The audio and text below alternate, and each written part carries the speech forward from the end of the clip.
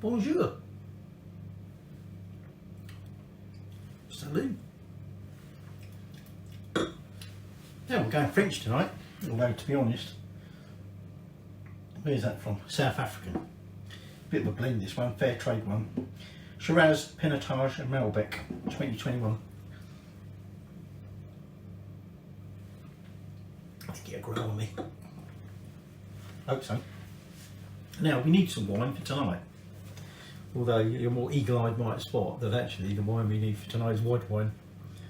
But we're going to make garlic chicken, and in fact this is going to have a lot of garlic.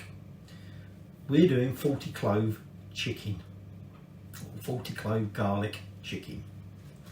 So not an awful lot of ingredients. We've got chicken thighs. Now I've got them filleted and skinless.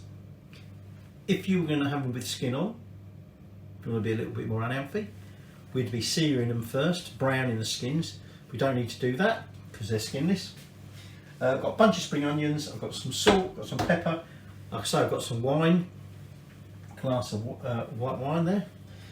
Got some olive oil, some thyme, plenty of thyme, and 40 cloves of garlic, which I've taken the main paper off, but we've not peeled. You don't want to get peeling these or chopping them up. So let's get started. Most of this dish is going to be the cooking in the oven, hour and a half. So we're doing this now, and then it's going in the oven for an hour and a half, and then it'll be out. So I've got my oven on up to 180. And the first thing I'm going to do is I'm just going to take my bunch of spring onions and I'm going to trim them and then finely chop them. Now, like I said to you, if we were doing, which we're not, the chicken with the skin on, then we would first off in that pan we would sear the chicken skin side down until it's nice and brown and remove it.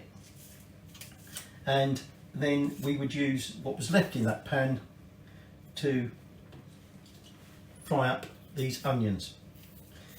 Now we're going to fry it in about 2 tablespoons of oil, and well, I'm being a bit generous because the recommendation is it's about 2 tablespoons of white wine, which is sort of like that. Buggeroo. And I don't care anyway because the wife man drinks the white, so it's only you who misses out. So I'm just going to finish off trimming them, finely slicing them, and then we'll start the cooking. So in we go with a couple of tablespoons of oil, and just going to put that on low to medium heat. This is a small ring, so actually maybe wants a bit more than that. And then what we're going to do is I've got, like I say, some thyme there, some tips of the old thyme and that. I'm going to chuck about that much in, and also going to put into there them onions. Now we're just going to briefly fry that off. Steady on. Oh, don't want to get spilling over. Might ruin my wine. And we're just going to fry that onion for a little bit.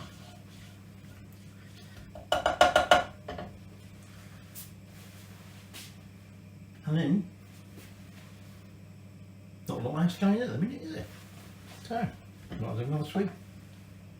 Take our garlic cloves.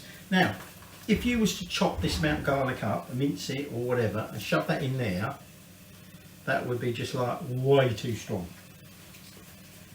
Just count out. I want about half of us, 20. 1, 2, 3, 4, 5, 6, 7, 8, 9, 10, 11, 12, 13, 14, 15, 16, 17, 18, 19, 20. So they're still in their wrappers, if you like, okay, but this means that they cook differently, and they will cook down and they go quite nice and creamy, and almost sort of sweet. You don't have that heat and everything else that you get if you was chop it. If you chopped it, 40 cloves of garlic, you're going to have to like your bloody garlic. So, they're in there. Next thing we do is we take our chicken thighs and we just lay these all over the top of that mixture. Thighs are all in there, neatly packed together. And now all I'm going to do is I'm going to take them remaining 20 cloves and we're going to sprinkle them over the top. I'm then going to take some more thyme, and in fact I might have just chuck all that in there. We're going to give it a little grind of fresh black pepper, and then we're going to give it a generous sprinkling of Himalayan pink salt. And then our final ingredient, now this can either be dry vermouth, which to be honest we don't really drink much, so decided instead you can use white wine. So just going to pour that glass of white wine in there, and now that's it done. So we put a lid on and it goes in that oven for about an hour and a half. Just remove the lid, remember not to touch anything because you're not. So, there's not an awful lot of sauce in this, okay. I did keep my eye on it because I was a bit worried. You know, there's not an awful lot of liquid, but the first thing I'm going to do is take one of those cloves of garlic, because like I said, when you cook it this way, the garlic is different and it becomes sort of creamy and caramelly. And what's quite nice is if you squeeze out the garlic out the skin, take a nice piece of fresh French baguette, baked earlier.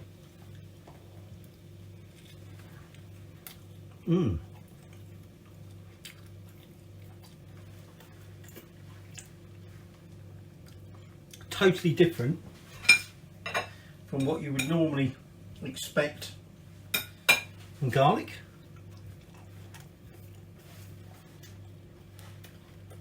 Perfecto.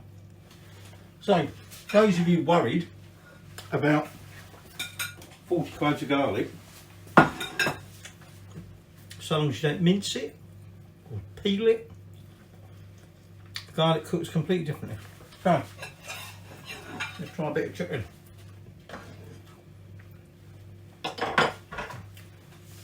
So there you go, a bit of chicken. All nicely cooked, all nice and tender. I'm not sure if there's a bit of gristle in that bit. Let's try that.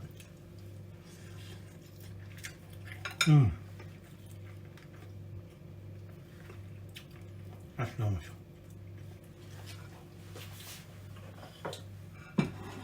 Now you could accompany this with rice, potatoes, veg, whatever you like.